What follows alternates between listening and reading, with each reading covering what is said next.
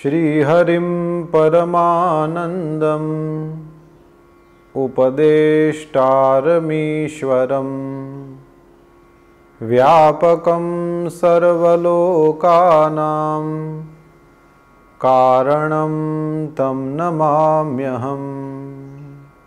शिवाकान्त शम्भो शशाङ्कार्धमौले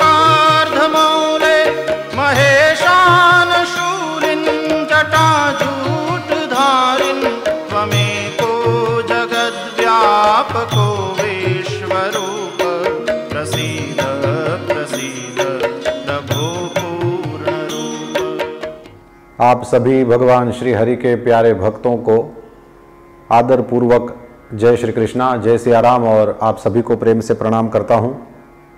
आज हम इस वेदसार शिवस्तवः के चौथे श्लोक में प्रवेश कर रहे हैं और इस तरह से हम हमारे भगवान चंद्रमौलीश्वर की उपासना कर रहे हैं। भगवान आदि शंकराचार्य ने इस चौथे श्लोक के उद्घाटन में भगवान महादेव को शिवाकांत कहा है। हे शिवाकांत। शिवा पार्वती को सती को कहते हैं। सती माता ही हैं जो दूसरे जन्म में पार्वती हुई। पार्वती के साथ शिव विवाह की कथा को हमने रामचरितमानस आदि शास्त्रों में बहुत सुना है। शिव पुराण में सती के साथ भगवान महादेव के विवाह की कथा है। एक समय श्री ब्रह्मा जी श्री नारद जी को यह कथा सुनाते हैं। कहते हैं कि ब्रह्मा जी ने कहा नारद जी को कि किसी समय मुझे मोह हो गया था, तो भगवान महादेव ने मेरी हंसी उड़ाया था। उस समय मेरे मन में इस तरह की भावना आई कि मैं भी महादेव को इस तरह से किसी स्त्री में फंसा करके रहूंगा।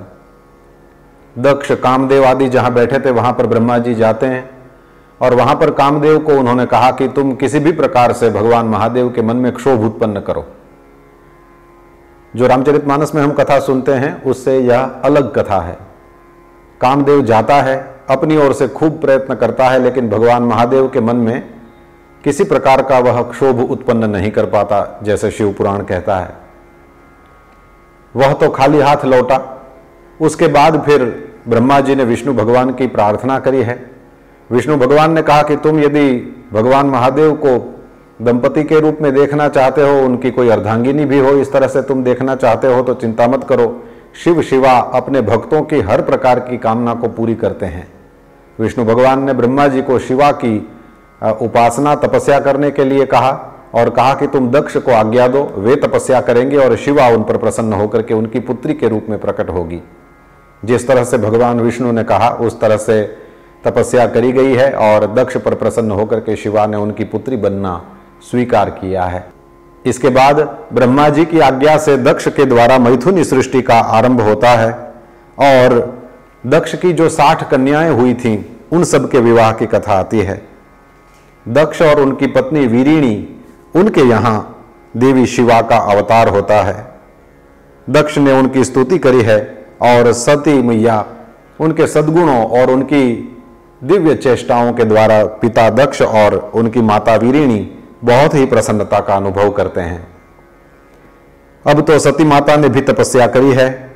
सती माता की तपस्या से संतुष्ट देवता सब कैलाश में जाते हैं और भगवान महादेव का स्तवन करते हैं।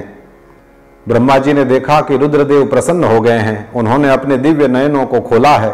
सामने सारे देवता खड़े हैं, मस्तक झुका हुआ है। उस समय ब्रह्मा जी ने भगवान महादेव को शांत स्वरूप जान करके कहा है, महाराज आप सती मैया के साथ विवाह करिए। जैसे ही ब्रह्मा जी ने रुद्रदेव से सती के साथ विवाह करने का अनुरोध किया है, श्री विष्णु आगे आए हैं और उन्होंने अनुमोदन किया है। ब्रह्मा विष्णु जो कहते हैं रुद्र क्यों न करेंगे, इसलिए रुद्रदेव ने भी इसके लिए स्वीकृति दिया है। फिर तो सती माता के पास जाकर के शंकर भगवान ने उनको वरदान दिया है। भगवान शिव ब्रह्मा जी को दक्ष के पास भेजते हैं और ये बात कहलवाते हैं कि शंकर भगवान ने सती का वरण किया है। ब्रह्मा जी से दक्ष की अनुमति पाकर देवताओं और मुनियों सहित भगवान शिव दक्ष के घर जाते हैं और दक्ष के द्वारा सबका सत्कार वहां पर किया जाता है और सती एवं शिव का विवाह होता है। सती माता और शिव अग्नि की परिक्रमा लगा रहे हैं। सारी विवाह की विधियां हुई हैं। सभी देवताओं ने मिलकर के उनका स्तवन किया है और सती एवं शिव कैलाश को जाते हैं। यही है शिवाकांत। शिवा नाम की देवी के रूप में ही यहाँ पर शिव पुराण की रुद्र संहिता में यह कथा दिया गया है। यही है भगवान महादेव का शिवाकांत स्वरूप। भगवान आदि शंकराचार्य श्री महारुद्र को शिवाकांत कहते हैं। फिर कहा शंभो, हे शंभो, यह शंभु यह भगवान महादेव का बहुत ही प्रसिद्ध नाम है। जो कल्याण करते हैं वे ही शंभु हैं। फिर शशांकार्ध मौले कहा है। इसका अर्थ है जिसके मौली यानी मस्तक पर शशांक अर्ध चंद्र है। शश यानी खरगोश, कहते हैं चंद्रमा में खरगोश का चिन्ह है, तो इसी वजह से चंद्रमा को शशांक कहा जाता है। और यही अर्ध चंद्रमा जिनके मस्तक पर है, दूज का चंद्रमा भगवान महादेव के मस्तक पर सुशोभित होता है, यह हमारे यहाँ प्रसिद्ध ही है। शशांकार्ध मौली हैं, चंद्रशेखर हैं, चंद्रमौलीश्वर हैं भगवान महादेव। हे महेशान, महाईशान, हे महादेव, हे शूलिन, जो त्रिशूल धारण करते हैं उनको शूली कहा जाता है। उन्हीं को संबोधन में शूलिन कहा गया। जटाजूट धारिन, जो जटा के जूट को धारण करते हैं।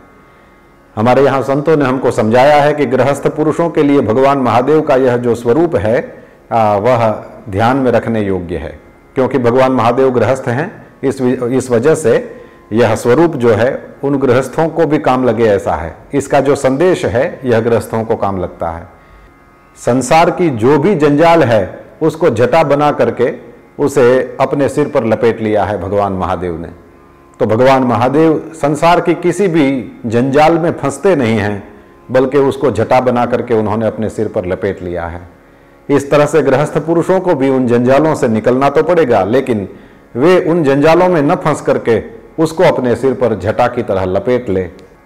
यह संदेश संतों के द्वारा दिया गया है कि जटाजूट धारी भगवान महेश्वर को देख करके हम सीखें, संसार की जंजालों में हम न फंसे। त्वमेको जगद व्यापको विश्व रूप, हे महादेव आप ही एक हैं जो संपूर्ण जगत में व्याप्त हैं। रुद्राष्टाध्यायी का 5वां अध्याय, जिसको रुद्र सूक्तम कहते हैं, उसमें भगवान महादेव के इतने स्वरूपों का वर्णन आपको प्राप्त होगा। सब स्वरूपों को नमस्कार है, नमस्कार है, नमस्कार है। इस तरह से भगवान महादेव के हर स्वरूप को नमस्कार किया गया है। नमस्ते रुद्रमन्यव उतोतै खवे नमः, बाहुभ्यामुतते नमः। कहते हैं दुख दूर करने वाले अथवा ज्ञान प्रदान करने वाले हे रुद्र, आपके क्रोध के लिए भी नमस्कार है, आपके बाणों के लिए नमस्कार है और आपकी दोनों भुजाओं के लिए नमस्कार है। इस तरह से नमस्कार की पूरी परंपरा है। भगवान महादेव को सर्वस्वरूप मान करके उनको प्रणाम किया गया है। तो भगवान महादेव जगत व्यापी हैं, ऐसा कोई तत्व नहीं है, चर अचर ऐसा कुछ भी नहीं है जो महादेव से अलग हो। गुरुदेव भगवान पूज्य भाई श्री तो कहते हैं कि शिव नहीं हो तो शव है। इसलिए परमात्मा भगवान महादेव को हमारे यहाँ इस वेदसार शिवस्तव हमें शंकराचार्य स्वामी कहते हैं आप जगद व्यापी हैं। तो त्वमेको जगद व्यापको विश्वरूप, हे विश्वरूप एकमात्र आप ही संपूर्ण जगत में व्याप्त हैं। हे पूर्ण रूप प्रभो, प्रसीद प्रसीद प्रभो पूर्ण रूप, हे पूर्ण रूप वाले प्रभो, हे महादेव, हे पार्वतीपति, आप हम सब पर प्रसन्न हो, प्रसन्न हो। आज इतना ही। ओम नमः शिवाय।